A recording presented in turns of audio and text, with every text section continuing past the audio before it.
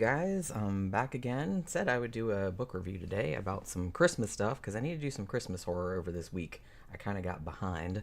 But before we start talking about that, let me just mention today's affiliate, who is Audible. Obviously, most of you guys know what Audible is. It's a very large repository owned by Amazon that has tons and tons of audiobooks and podcasts and anything audio related that you might want to listen to. And if you click on the link down in my description box, you will get a free 30-day trial of Audible, which means that you can listen to anything that is available on their platform for absolutely free. And also, you will get 1 credit that you can use to purchase something that you can keep forever. If you're already an Amazon Prime member, then you actually get 2 credits that you can use, again, on something that you can keep forever. So yeah, Audible is a really cool service. My own books, my own audiobooks are on it as well, so you could absolutely go on there and listen to those if you wanted to do that. So yeah, click the link down in the description box. I do get a small commission if you go on there and sign up for the deal and everything like that, but it's a great service. I use it myself, and all you got to do is click on the link. So yeah, Christmas, and if you will note, I'm actually wearing kind of a sweater today because it's kind of cold. Not cold, but it's like Florida cold. You know what I mean? It's like 55 degrees, which for Florida, I mean, it's better than 95 degrees like it usually is. So, I mean, I'll take it. So I'm just like, well, I'm going to get like all seasonal up in here and have like a sweater on, even though this is not a seasonal sweater at all. It just has like a death tarot card on it. So there you go.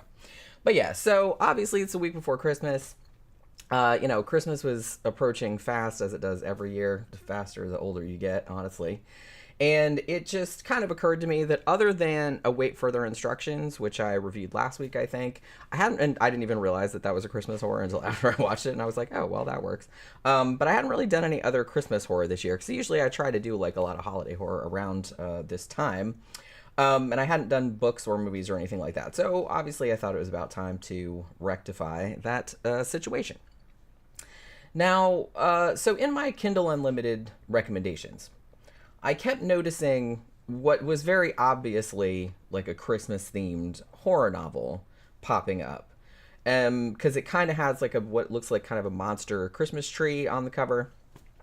Also, mysteriously, has the supposed author's name crossed out and replaced with another name, which actually doesn't make any sense if you're just looking at it, but it's actually a pretty clever detail that makes a lot more sense like after you've read the book, you know what I mean? So this book is Everything is Temporary by Jon Cohn. Now this was published early November 2023. And I have to say, this book was a hell of a lot of fun. I had a really good time with this one. It's really kind of like the perfect, entertaining, and also kind of scary, but mostly just kind of fun, just Christmas read. It's just perfect for this time of year. I'm going to say that if you're a fan of movies like maybe Krampus, The Witches from 1990, Home Alone, A Christmas Story, stuff like that, and also if you're a fan of Stephen King's It, either in book or movie form, then you will probably, this will probably be right up your alley. Because this novel is kind of a mashup of all those things, but it also has like its own unique kind of vibe going on, you know what I mean? It's also pretty cool because it's a really well executed story within a story, or like a book within a book, which is a trope that I always like, provided that it's done well, which it is here. I really liked that a lot. So at the beginning of the book, there's a bit of a prologue type situation involving a terminally ill 13 or 14, I believe she is, year old girl named Maya. Now, she has leukemia, but she's been through chemotherapy, and she seems to be improving, like it seems like.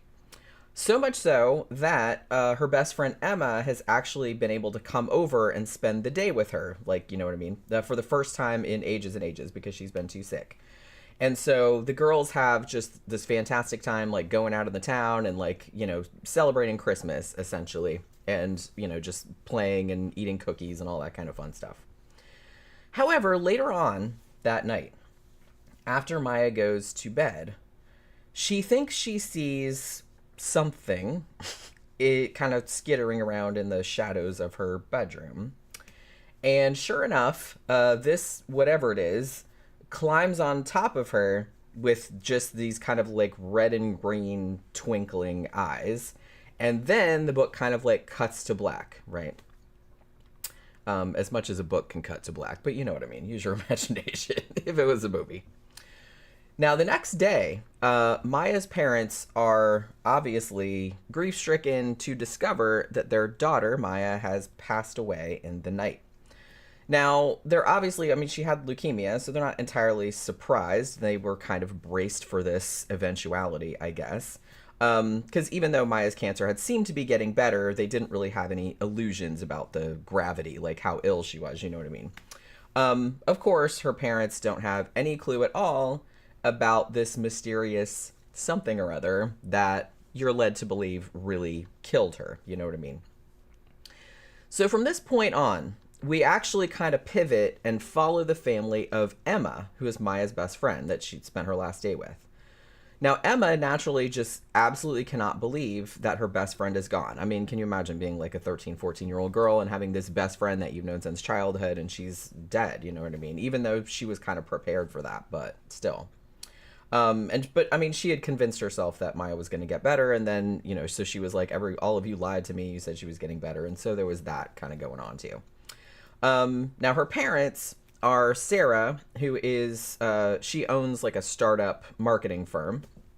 And her husband, Tom, who's like a professional artist, like painter type situation. He has a studio like out back. They kind of try their best to deal with, you know, their daughter's grief, obviously. But they're also kind of trying to work through their own emotions at losing Maya because, you know, her and their daughter had been friends for so long that she was almost like a second daughter to them. So obviously they're grieving as well because, you know, she was like their own kid. So 6 months go by and Emma's behavior starts to change. Now, previously, like over the summer, I guess this was the summer between her being like from elementary school or middle school or something like that, or she's going to a different school anyway. Over the summer, she'd been like, you know, grieving obviously, but kind of clinging to her parents and being really nice and stuff like that.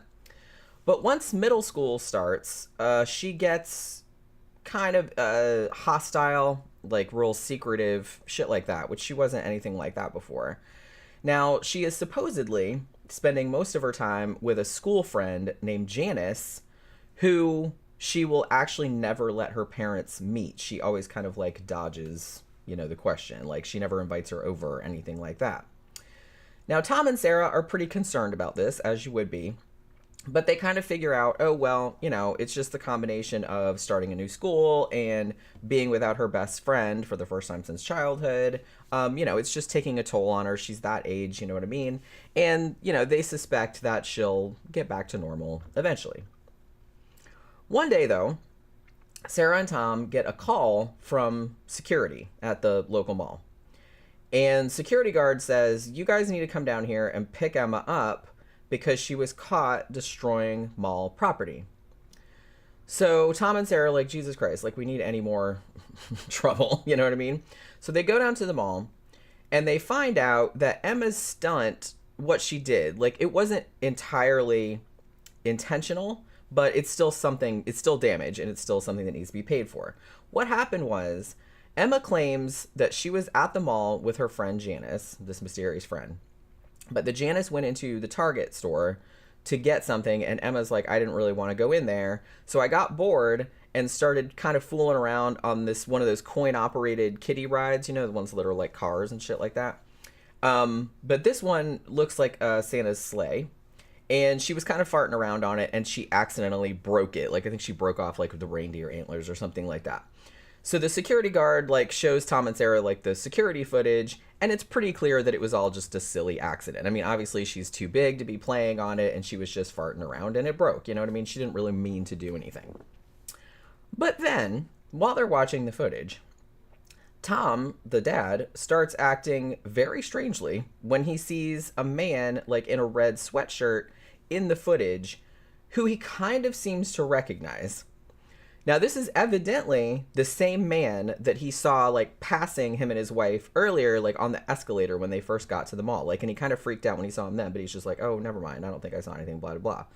Now, Ciarra is, like, kind of confused by this whole situation, because she's like, this dude, he just looked like a little old man, like, with a red sweatshirt on. He didn't look threatening. He wasn't doing anything, like, sinister or suspicious or anything like that. He wasn't even looking at them or anything. So, like, why the hell is Tom reacting with this kind of with horror, you know what I mean? It's just, he's just freaking out, you know what I mean? Now, Tom says, oh, it's just because, you know, this guy gave me really bad vibes. Like, don't you ever get that from somebody or something like that?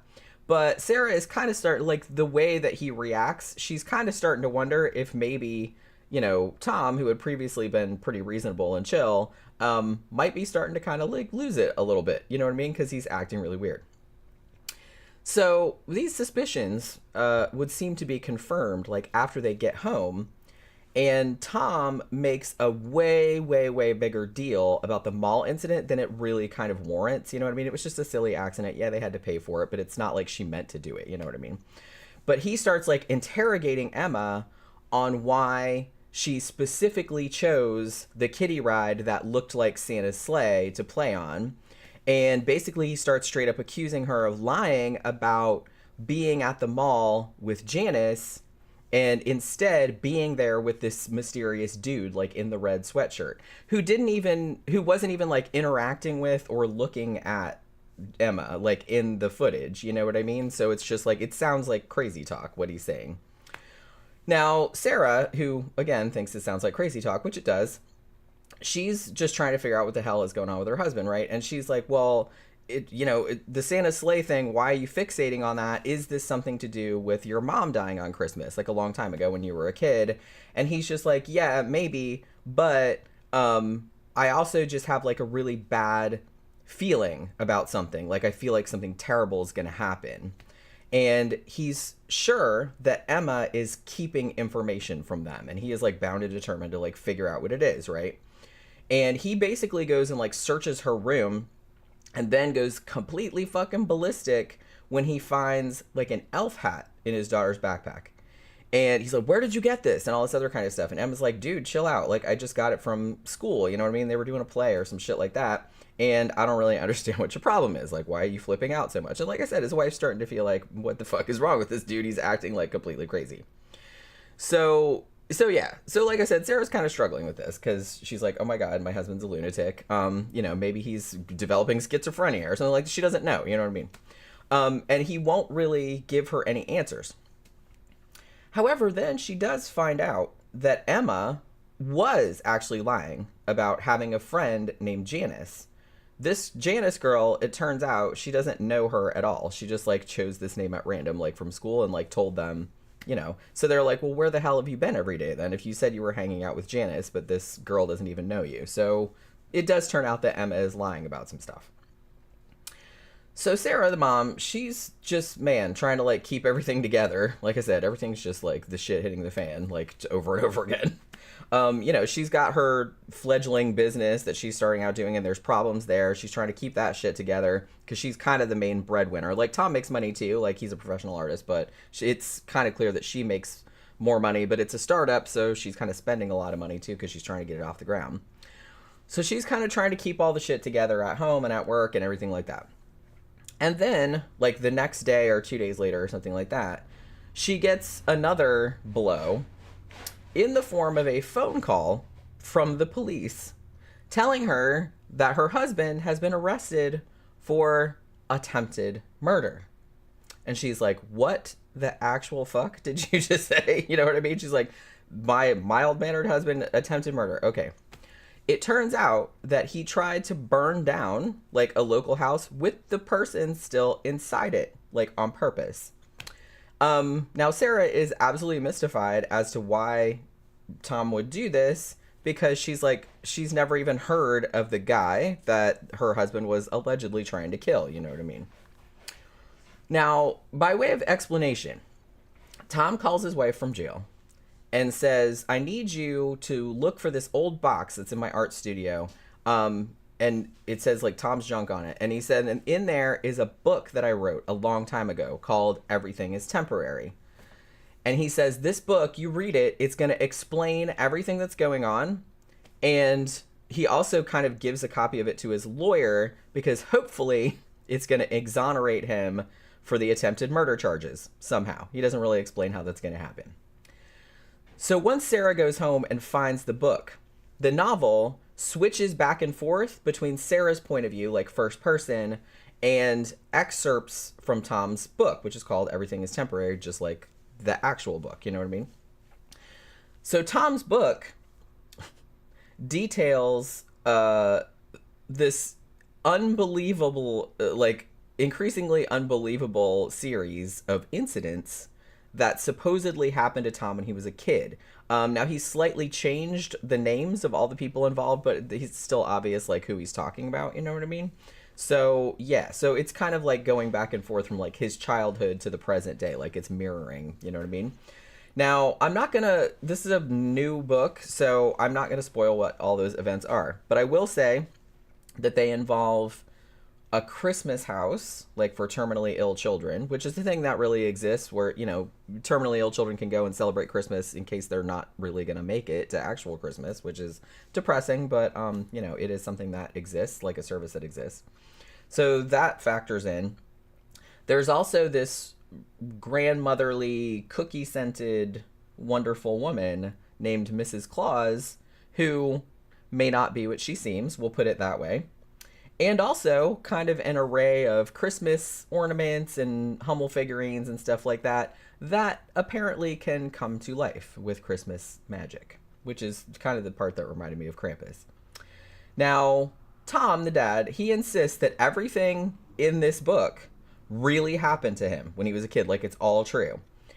And so Sarah, like, as she's reading it and it's getting like more like crazier and crazier, she's like basically has to deal with the fact that her husband might not only like be losing his ever-loving mind, clearly, but that if he gets in trouble, like if he gets convicted, he's gonna maybe have to spend conceivably like 5 to 20 years in prison, you know what I mean? And she's not really sure much how, like, which is worse. And the thing about it too, and I like that they kind of, that Jon Cohn kind of also brought up the financial ramifications, because like for Sarah to get her husband out on bail, like she had to basically close down her company so she didn't have those expenses anymore, and, you know, had to try and get a job somewhere else to bring in money, like to pay for his bail and the lawyer and everything like that. So I like that they kind of talked a lot about that too, like about the, you know, the extra stress that was like on her because they were running out of money, you know what I mean? Now, so as I mentioned, for Christmas horror, this was an absolute blast, like from the beginning to end. Just super fun, super suspenseful, like, and it was just kind of like this unspooling mystery. And I liked all the characters. You actually really cared about them. And it has just this real wild, very Christmas heavy plot that just gets more and more outlandish, like as it goes on, but in a good way, you know what I mean? And I'm going to say, too, I really liked that having the bulk of the story, like switching back and forth from Tom's book, like about his childhood, to Sarah's first-person point of view, so you could get inside her head. I think that was good because that was a good decision, because I think that really grounded it, because you could really feel her disbelief at this, you know, increasingly bizarre story that her husband was telling her, and you could really kind of, like, empathize with her predicament. And it's just like, you know, she's obviously doesn't think any of this is real, because she's like, how can it be? It seems like impossible because the story's like he's telling me is crazy. But she's like, oh my god, like, you know, not only am I running out of money, my daughter's freaking out, like, and acting crazy, you know, Tom's acting crazy, he might go to prison and all this other kind of shit. You know, it's just like my husband's sitting here talking about like fucking monster Christmas trees and, you know, nefarious Hummel figurines that come to life and shit like that, and he's like going completely insane and like, what the fuck, like everything is just like falling apart like at one time. So you really got a good sense of that, like from her point of view, because you were like inside of her head a lot of the time.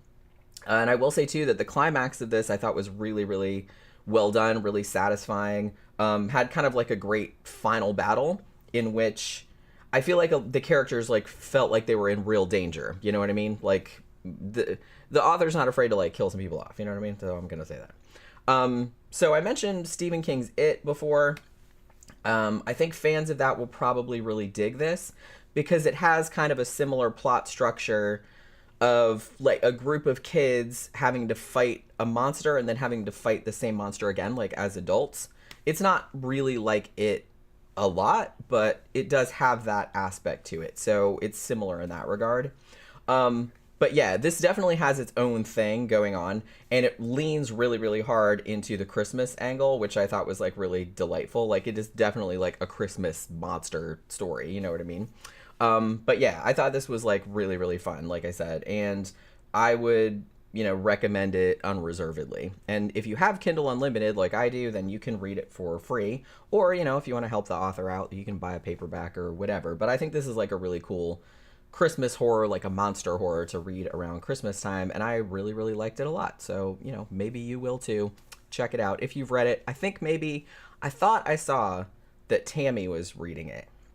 So if you've read it, Tammy, tell me what you think about it. And if any of you other guys have read it, then tell me what you think about it too, because I really, really liked it a lot. But yeah, so I'm going to wrap it up for the day. Hopefully you guys enjoyed this little Christmas book review that I did here. I'll probably do another Christmas horror movie. Probably be Christmas, Bloody Christmas. I will either do it Thursday or I might save it till Sunday. I don't really know. If I have time to watch another Christmas horror movie, then I'll do one Thursday and Sunday. But we'll see how it goes. So yeah, thanks everybody for listening, and I'll see you guys again on the next one. Bye.